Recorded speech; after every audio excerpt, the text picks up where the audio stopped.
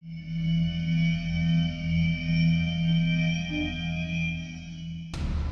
very strange thing happened in May of 1974 when a Florida man named Terry Betz found on his island property this curious metal sphere, now known as the Betz sphere.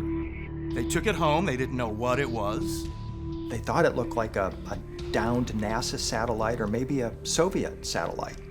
So Terry just puts it in a windowsill for a couple of weeks.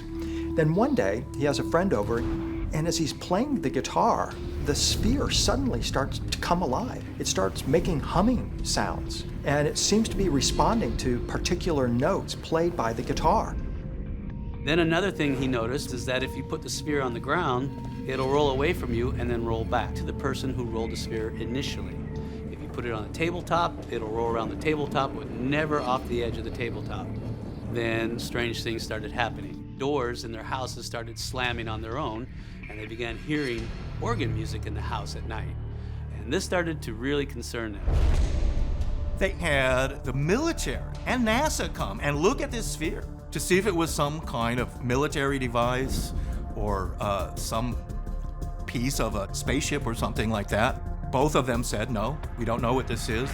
Well, the Betz family decided to consent to further testing at the nearby naval station, and after X-raying the sphere, they found out that it wasn't hollow, that there in fact were two spheres within that sphere.